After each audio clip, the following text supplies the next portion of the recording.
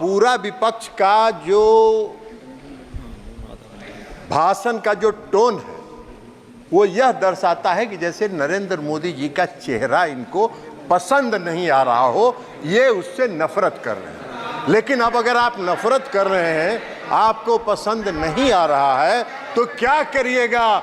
इस देश की जनता ने उनके चेहरे को पसंद किया और तीसरी बार उनको देश की सत्ता संभालने की जिम्मेवारी दी। परामर्श है इनको सभापति महोदय कि सच्चाई को जितना जल्दी। इन्होंने भाषण किया, कोई नहीं बोला, फिर क्यों बोल रहे हैं? बैठिए, बता देते हैं माननीय मंत्री जी, आपका चरित्र भी बता देंगे। माननीय मंत्री जी, एक मिनट आपका चरित्र भी बता देंगे कि आप क्या करते रहे आप लोग के। माननीय मंत्री जी आप चेयर से करें। कुछ दिन हम लोग इन लोगों के साथ भी थे और वहां जाके पता चला कि गिद्ध की तरह जैसे लाश को नोचने का काम ये लोग करते थे। और हम लोग विदा हो गए, प्रणाम करके इधर चले आए कि भैया वही काम करते रहो। अंदर में गठबंधन के अंदर ये लोग लॉबी चलाते थे और लॉबी चला के कैसे किसका मतफटौल करावे इसकी योजना बनाते थे। हम लोगों ने प्रणाम किया, इधर चले आए। तो इसलिए छोड़ दीजिए कि जितना जल्दी इस सच्चाई को पचा लीजिएगा उतना ही आपके मन को शांति मिलेगी, नहीं तो पूरा मन विचलित रहेगा आपका और 5 साल इसी तरह विचलित रहिएगा। 99 का आंकड़ा बड़ा खराब होता है सभापति महोदय। लूडो पता नहीं गौरव गोगोई जी और बाकी लोगों ने खेला है कि नहीं खेला है। लूडो खेल के 99 पर पहुंचते हैं और जब सांप काटता है तो 0 पर पहुंच जाते हैं। यही हाल है। तो इसलिए जरा इनको मन की शांति को जितना जल्दी ये शांत कर ले और देश की सच्चाई को जितना जल्दी ये स्वीकार करेंगे उतना ही इनके लिए चैन मिलेगा, इनको भी चैन मिलेगा और देश को भी चैन मिलेगा। और इस देश में जो नरेंद्र मोदी जी ने आत्मनिर्भर बनाने का जो काम प्रारंभ किया है वो आगे बढ़ता रहेगा, उसमें व्यवधान ये नहीं डालने का प्रयास करें। अब वास्तव में हुआ क्या है कि तीसरे कार्यकाल का ये पहला बजट आया, मोदी जी ने पहला बजट मोदी जी की सरकार ने पेश किया और जो पहला गुगली मोदी जी ने फेंका है इस बजट के माध्यम से, तो ये बोल्ड आउट हो चुके हैं और उसी बोल्ड आउट की छटपटाहट में ये अपना भावना व्यक्त कर रहे हैं। विधवा विलाप किए जा रहे हैं। अरे विधवा विलाप करने से क्या होगा? सच्चाई यही है कि देश के प्रधानमंत्री नरेंद्र मोदी जी हैं और पूर्ण बहुमत के साथ हैं। इस सच्चाई को स्वीकार करिए। अभी तो शुरुआत हुआ, तो पहला साल है। अभी 5 साल देखिए, 5 साल के बाद मैदान में कहीं नजर नहीं आइएगा। वही होगा कि 99 पर सांप काटेगा और 0 पर पहुंचिएगा। यही होने वाला है। कई पार्टियों ने चर्चा की, कहा कि 2 राज्यों को खुश करने की बात हुई है। अरे भाई, 2 राज्य को सरकार बचाने के लिए कई बात, सरकार बचाने की कौन सी बात है?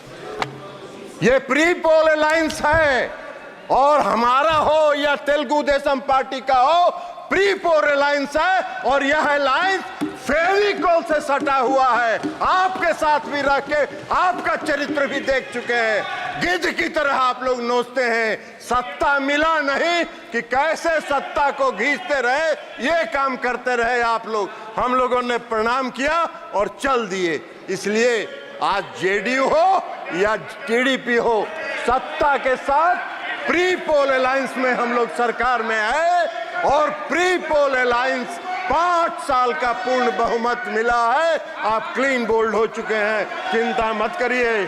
अभिषेक बनर्जी जी का भाषण पढ़ रहे थे। अच्छा विभाग, आपको ये सब यही काम तो करते रहे आज तक आप लोग। आप लोग यही काम करते रहे। आप चेयर पर गिद्ध के तरह कैसे नोचना है, ये सब नहीं होता है यहाँ। आराम करिए आप। महोदय हम अभिषेक बनर्जी जी का भाषण पढ़ रहे थे। अभिषेक बनर्जी जी ने भाषण दिया और कहा कि मोदी जी का 4 जून 2024 को जो पहली सरकार बनी, rejected the people of India, which was rejected by people of India. वाह रे भाई, आपके ज्ञान का हमको प्रशंसा करना होगा कि पूर्ण बहुमत की सरकार, आप कह रहे हैं कि rejected by the peoples of India. वाह, पूर्ण बहुमत नहीं दिखता है इनको। अरे सच्चाई को अभिषेक बनर्जी जी स्वीकार करना चाहिए। इन्होंने कहा क्या भाषण में, वक्त बदल गया है, वक्त बदल गया है। हाँ अभिषेक बनर्जी जी, वक्त जरूर, सभापति महोदय, वक्त जरूर बदल गया है, वक्त जरूर बदल गया है, क्योंकि मोदी जी पूर्ण आत्मविश्वास और दृढ़ संकल्प के साथ तीसरे कार्यकाल में आत्मनिर्भर भारत बनाने की ओर चल चुके हैं। इसलिए वक्त बदल गया है। आपको दिखाई नहीं देता है तो उसमें हम क्या करें, आंख का जांच कराइए और चश्मा लगाइए, दिखेगा आपको कि इस देश की जनता ने क्या किया। इसी सदन में अधीर रंजन चौधरी जी ने अपने मन का भड़ास और मन का तकलीफ कई बार सदन के पटल पर उतारा। दिशा की मीटिंग नहीं हुई 5 साल तक, दिशा की मीटिंग नहीं होने दी पश्चिम बंगाल की सरकार ने। और लोकतंत्र की बात करते हैं, इनको क्या अधिकार है लोकतंत्र की बात करने का? इनको कौन सा हक है लोकतंत्र की बात करने का? बैठ जाइए, हुड्डा जी अंदर जाने वाले हैं, बैठिए। आप अपना सभापति महोदय, अपना भाषण। और गौरव गोगोई जी बैठे हुए थे, गौरव गोगोई जी उसके गवाह हैं। जयप्रकाश जी तो उसमें थे नहीं, ये कहां से जानेंगे? तो इसलिए गौरव गोगोई जी के सामने पीड़ा हुई। एगो सीट कांग्रेस को दिया, कांग्रेस ने दिया नहीं, एक कांग्रेस एक को सब। अब उसके बाद भी लगे हुए हैं, तो लगे रहिए मुन्ना भाई, कुछ न कुछ तो मिलेगा। लेकिन 99 वाला भी खतरा है, सांप का अगर काटा तो 0 पर आइएगा। तो प्रधानमंत्री नरेंद्र मोदी जी तो अभी की पीढ़ी के अलावा अगली पीढ़ी तक भी सोच रहे हैं। इनको ये दिखाई नहीं पड़ रहा है। तो अब ये दिखाई नहीं पड़ रहा है तो इसमें हमारा क्या दोष है? आपका मन विचलित है। हम भगवान से प्रार्थना करते हैं कि आपके मन को जल्दी शांति प्रदान करे, मन के आत्मा को जल्दी से विचलापन खत्म हो, ताकि आप उससे बाहर निकलिए और देश की कल्पना के बारे में सोचिए। इनको दिखाई नहीं पड़ रहा, तो सिर्फ मोदी जी का चेहरा दिख रहा है, और मोदी जी का चेहरा देख के ये भड़क जा रहे हैं। साहब बात देख नहीं रहे, लेकिन भड़किएगा तो क्या करिएगा? देश की जनता को वही चेहरा पसंद है, तो इसलिए वो चेहरा आगे बढ़ रहा है। ऊर्जा के क्षेत्र में, समाज कल्याण के क्षेत्र में और कॉमर्स और इंडस्ट्रीज के क्षेत्र में जो प्रावधान इस बजट में है, वो इनको देख नहीं रहा। तो इनको 2 बात दिख रहा है।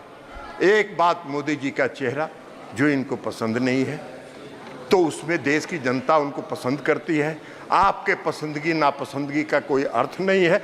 आप जितना जल्दी उसको स्वीकार कर लीजिए और मोदी जी का चेहरा पसंद करने लगिएगा, उतनी ही जल्दी आपके मन को शांति मिलेगी। ये हम आपको कह रहे हैं। और दूसरा, इनको दिख रहा है बिहार और आंध्र प्रदेश। अरे भैया, ये जो पूरा बता दिए, इसमें बिहार और आंध्र प्रदेश आता है क्या?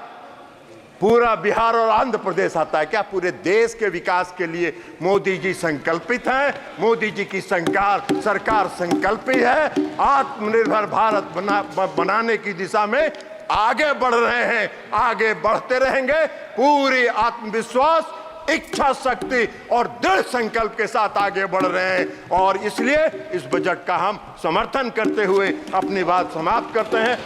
माननीय मंत्री, सभापति महोदय,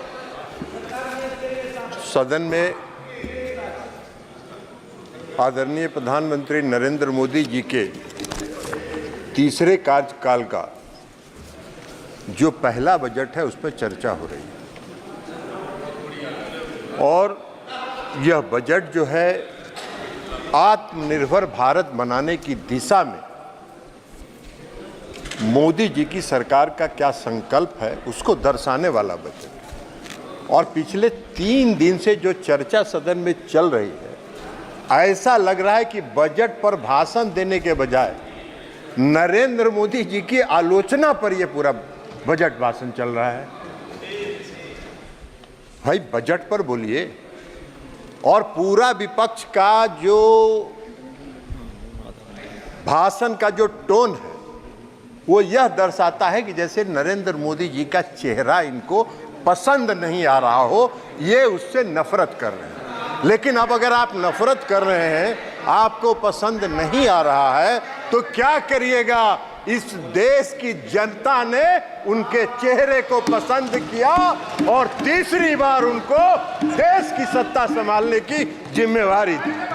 60 वर्ष के बाद 60 वर्ष के बाद 60 वर्ष के बाद 60 वर्ष के बाद जयप्रकाश जी, मोदी जी की उपलब्धता है, मोदी जी की उपलब्धता है कि 60 वर्ष के बाद, आजादी के बाद तीसरी बार किसी को इस देश की सत्ता संभालने का मौका मिला है। ये उनको बर्दाश्त नहीं हो रहा है।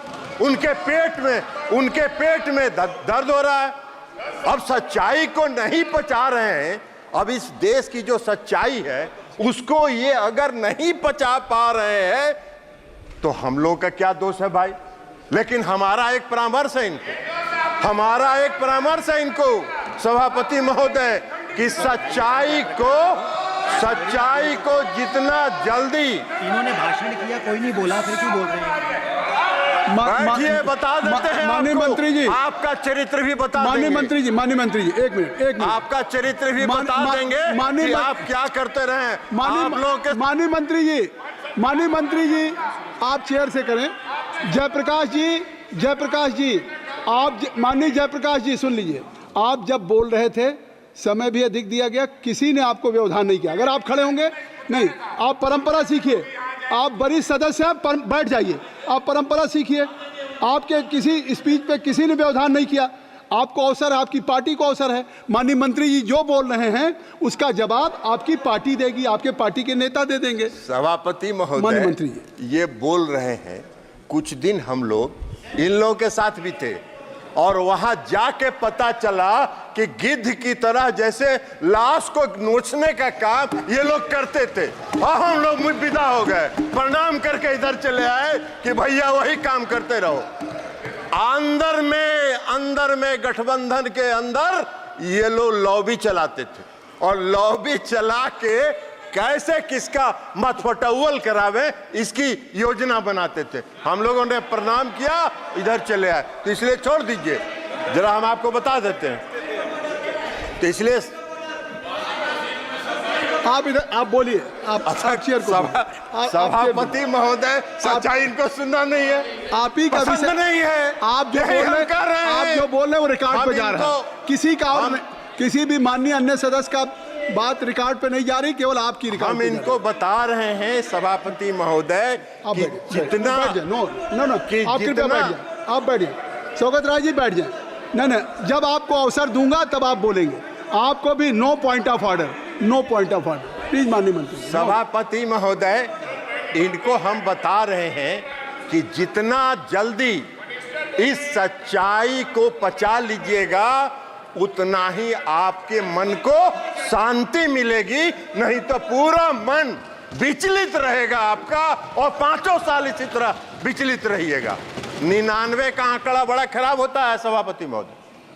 लूडो पता नहीं गौरव गोगोई जी और बाकी लोगों ने खेला है कि नहीं खेला है।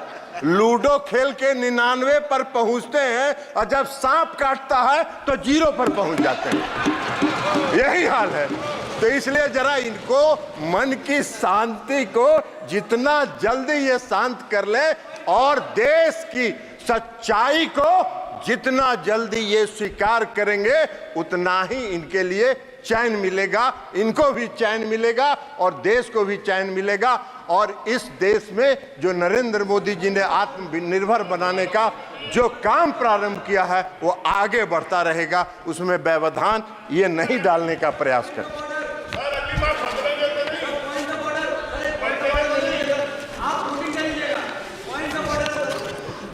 नो पॉइंट ऑफ ऑर्डर अब इनको- ड्यूरिंग एनी मिनिस्टर स्टेटमेंट या स्पीच आप पॉइंट ऑफ ऑर्डर आप लिख के भेज दें, आप लिख के भेज दें। बजट का ही मंत्री। स्पीच चल रहा है, बैठिए। आपको बजट समझ में आता, आपको बजट में अभी बता देंगे। एक अगो का बजट का भाषण, बजट समझ में आ रहा है। तीसरे कार्यकाल का जो पहला बजट आया, अब इनको नहीं दिखाई पड़ रहा है।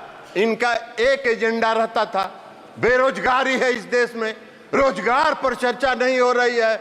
इस पहले बजट में 4.1 करोड़ रुपए 1 करोड़ लोगों के रोजगार सृजन की चर्चा है। वो इनको दिखाई नहीं पड़ रहा है, वो इनको दिखाई पड़ेगा भी नहीं, क्योंकि मन तो इनका विचलित है, मन इनका अशांत है, तो वो कहां से दिखाई पड़ेगा इनको।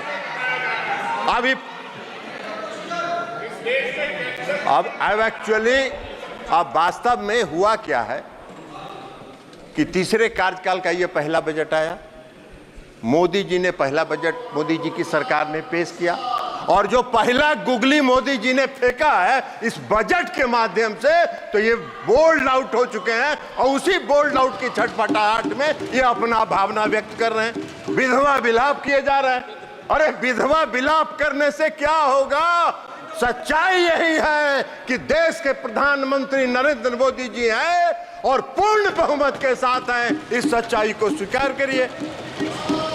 और अभी तो शुरुआत हुआ है, अभी तो शुरुआत हुआ है, तो पहला साल है। अभी 5 साल देखिए, 5 साल के बाद मैदान में कहीं नजर नहीं आइएगा। वही होगा कि 99 पर सांप काटेगा और 0 पर पहुंचिएगा। यही होने वाला है। कई लोगों ने, कई पार्टियों ने चर्चा की, कई पार्टियों ने चर्चा की, कहा कि 2 राज्यों को खुश करने की बात हुई है। अरे भाई, 2 राज्य को सरकार बचाने के लिए कई बात, सरकार बचाने की कौन सी बात? ये प्री पोल अलायंस है, और हमारा हो या तेलुगु देशम पार्टी का हो, प्री पोल अलायंस है। और यह अलायंस फेविकोल से सटा हुआ है। आपके साथ भी रह के आपका चरित्र भी देख चुके हैं। गिद्ध की तरह आप लोग नोचते हैं। सत्ता मिला नहीं कि कैसे सत्ता को घींचते रहे, ये काम करते रहे आप लोग। हम लोगों ने प्रणाम किया और चल दिए। इसलिए आज जेडीयू हो या टीडीपी हो, सत्ता के साथ प्री पोल अलायंस में हम लोग सरकार में आए, और प्री पोल अलायंस 5 साल का पूर्ण बहुमत मिला है। आप क्लीन बोल्ड हो चुके हैं, चिंता मत करिए। सभापति महोदय, सभापति महोदय, सभापति महोदय, हम पर अभिषेक बनर्जी जी का भाषण पढ़ रहे थे। अच्छा विभाग, आपको ये सब यही काम तो करते रहे आज तक आप लोग। आप लोग यही काम करते रहे। आप चेयर पर गिद्ध के तरह कैसे नोचना है, ये सब नहीं होता है यहाँ। आराम करिए आप। महोदय, हम अभिषेक बनर्जी जी का भाषण पढ़ रहे थे। अभिषेक बनर्जी जी ने भाषण दिया और कहा कि मोदी जी का 4 जून 2024 को जो पहली सरकार बनी, rejected the people of India, which was rejected by people of India. वाह रे भाई, आपके ज्ञान का हमको प्रशंसा करना होगा कि पूर्ण बहुमत की सरकार आप कह रहे हैं कि rejected by the peoples of India. वाह, पूर्ण बहुमत नहीं दिखता है इनको। अरे सच्चाई को अभिषेक बनर्जी जी स्वीकार करना चाहिए। इन्होंने कहा क्या भाषण में? वक्त बदल गया है, वक्त बदल गया है। हाँ अभिषेक बनर्जी जी, वक्त जरूर, सभापति महोदय, वक्त जरूर बदल गया है, वक्त जरूर बदल गया है, क्योंकि मोदी जी पूर्ण आत्मविश्वास और दृढ़ संकल्प के साथ तीसरे कार्यकाल में आत्मनिर्भर भारत बनाने की ओर चल चुके हैं। इसलिए वक्त बदल गया है। आपको दिखाई नहीं देता है तो उसमें हम क्या करें? आंख का जांच कराइए और चश्मा लगाइए, दिखेगा आपको कि इस देश की जनता ने क्या किया। हमको आशा करते थे, हम उम्मीद करते थे कि अभिषेक बनर्जी जी जब भाषण दे रहे थे तो वो कहते कि पश्चिम बंगाल में महिलाओं के चिरहरण का जो वीडियो वायरल हो रहा है उस पर क्षमा मांगते, इस देश से, उस पर इस देश से क्षमा मांगते, वे नहीं मांगे। नहीं मांगेंगे, नहीं मांगेंगे, क्योंकि पश्चिम बंगाल में वो ये जैसे चिरहरण हो रहा है, महिलाओं पर अत्याचार हो रहा है और जो आम लोगों पर अत्याचार हो रहा है वो उनको नहीं दिखता है। अभी इसी सदन में अभी बता रहे हैं जयप्रकाश जी, अरे जयप्रकाश जी बैठ जाइए, एक मिनट आपको बता रहे माननीय हैं। मंत्री जी आप चेयर को एड्रेस हाँ, करें। सभापति महोदय, बस, आप चेयर। सभापति महोदय, इसी सदन में अधीर रंजन चौधरी जी ने अपने मन का भड़ास और मन का तकलीफ कई बार सदन के पटल पर उतारा। दिशा की मीटिंग नहीं हुई 5 साल तक, दिशा की मीटिंग नहीं होने दी पश्चिम बंगाल की सरकार ने। और लोकतंत्र की बात करते हैं, इनको क्या अधिकार है लोकतंत्र की बात करने का? इनको कौन सा हक है लोकतंत्र की बात करने का? कृपया नाम रिकॉर्ड में है। माननीय सदस्य ने जो नाम लिया अरे है, गौरव, माननीय सदस्य ने जो नाम लिया है वो रिकॉर्ड में नहीं जाएगा, रिकॉर्ड में नहीं जाएगा। जो माननीय सदस्य ने नाम लिया है, I think so you should have patience to hear me, you must have patience to hear me. जो नाम उन्होंने माननीय सदस्य का लिया है वो रिकॉर्ड में नहीं जाएगा। मैंने भी लिया। अरे गौरव, आप बैठिए। अरे गौरव गोगोई जी, आप इधर बोलिए चेयर से, आप नाम मत लीजिए। आप माननीय मंत्री जी, सभापति महोदय, हाँ जी, सभापति महोदय, माननीय सदस्य गौरव गोगोई जी को नहीं, वो भी थे यहाँ, वो इस सदन में प्रेजेंट थे जब अधीर रंजन चौधरी नहीं, जी, उनका नाम मत लीजिए, वो सदस्य सदन के अब अच्छा, सदस्य सदन के नहीं, ठीक है। इसलिए मैं नाम, ठीक है, हाँ ठीक है, ठीक है, आप पूर्व हो से- गया, पूर्व विड्रॉ से- कर लिए उनका नाम, बस। नाम उनका हमने वापस ले लिया सभापति महोदय, उनका नाम हमने वापस ले लिया। लेकिन सच्चाई है कि 17वीं, बैठ जाइए ना जयप्रकाश जी, बैठ जाइए ना, बैठ जाइए, हुड्डा जी अंदर जाने वाले हैं, बैठिए। आप अपना सभापति महोदय, अपना भाषण, सभापति महोदय, मैं ये कह रहा था कि 17वीं लोकसभा के दौरान जब आपका अवसर आएगा तो बोलिएगा प्लीज। जयप्रकाश जी, तो आप- प्लीज हुड्डा जी, तो कहना चाहिए, इनको कहना चाहिए, आई think so I have gone through. अरे इनको कहना चाहिए have कि already gone पश्चिम through. बंगाल में जो Already I have gone चिरहरण through. हुआ वो 355, जायज था, यही there is कह no दीजिए, point of order. यही कह दीजिए देश के सामने, यही कहिए। माननीय मंत्री, आप कृपया बैठिए, मैं दूंगा, इनकी बात खत्म कर दीजिए, आप बैठ जाएं। जयप्रकाश जी आप बैठ जाएं। बैठ जाइए ना ये क्या जयप्रकाश बात जी, है? आप आप जयप्रकाश जी बैठ अभी आए जाएं, हैं। बैठ जाइए माननीय सदस्य। मैं- ऐसे सदन ऐसे नहीं चलता। माननीय मंत्री जी आपसे आग्रह है कि आप अपना भाषण कृपया संक्षिप्त करें और आप चलिए माननीय सदस्य का नाम बताएं। महोदय मैं नाम नहीं ले रहा हूँ, मैंने नाम वापस ले लिया, नाम हमने विड्रॉ कर लिया। बस ठीक। अब हम ये कह रहे हैं कि 17वीं लोकसभा में उस समय माननीय विरोधी दल के नेता और सबसे बड़े पार्टी के जो नेता थे, उन्होंने सदन के अंदर कई बार अपनी पीड़ा का इजहार किया कि उनके क्षेत्र में दिशा की बैठक होने नहीं दी जा रही है, और गौरव गोगोई जी बैठे हुए थे, गौरव गोगोई जी उसके गवाह हैं। जयप्रकाश जी तो उसमें थे नहीं, ये कहां से जानेंगे? तो इसलिए गौरव गोगोई जी के सामने पीड़ा हुई। एगो सीट कांग्रेस को दिया, कांग्रेस ने दिया नहीं, एक कांग्रेस एक को सब, अब उसके बाद भी लगे हुए हैं, तो लगे रहिए मुन्ना भाई, कुछ न कुछ तो मिलेगा। लेकिन 99 वाला भी खतरा है, सांप का अगर काटा तो 0 पर आइएगा, लेकिन लगे रहिए, क्या करिएगा।